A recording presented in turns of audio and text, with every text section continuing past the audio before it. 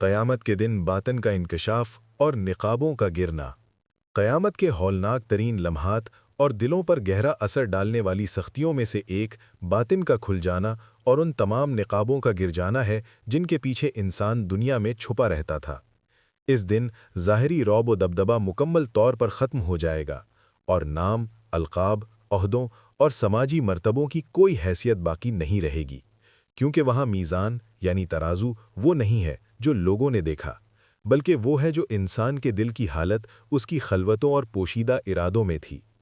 اس دن انسان اپنی اس اصل حقیقت کے ساتھ ظاہر ہوگا جسے اس نے خود اپنے اخلاق، نیتوں اور اعمال کے ذریعے بنایا ہے۔ اس کی چھپی ہوئی حقیقت ایک ایسی بولتی ہوئی تصویر کی صورت میں مجسم ہو جائے گی جسے چھپانا یا جس سے فرار ممکن نہ ہوگا۔ کتنے ہی لوگ ایسے ہیں جو دنیا میں لوگوں کی نظروں میں نیک سیرت تھے اور ان کا بھرم اور احترام قائم تھا، لیکن قیامت کے دن وہ ایک ایسی بگڑی ہوئی یعنی بھیانک صورت میں اٹھائے جائیں گے جس سے نگاہیں نفرت کریں گی، کیونکہ ان کا باطن ریاکاری، حسد اور بدنیتی سے بھرا ہوا تھا، چاہے وہ ظاہر میں نیکی اور صلاح کا لبادہ ہی کیوں نہ اوڑھے ہوئے تھے۔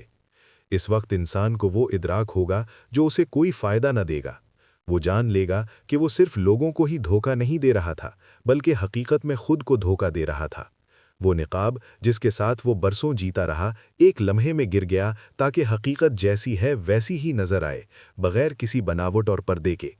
اس انکشاف میں حساب کے دن کی شرمندگی اور رسوائی کا سب سے بڑا پہلو چھپا ہے، جہاں انسان اپنے آپ کو ویسا دیکھے گا جیسا وہ خدا کے نزدیک ہے، نہ کہ ویسا جیسا لوگ اس کے بارے میں گمان کرتے ہیں۔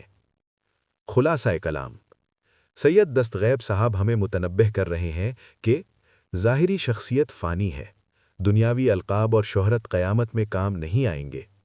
عمل کا جسم، ہماری نیتیں اور اخلاق وہاں ہماری جسمانی صورت اختیار کر لیں گی۔ خلوص کی اہمیت، اصل معیار وہ تقویٰ ہے جو تنہائی میں خدا کے لیے ہو۔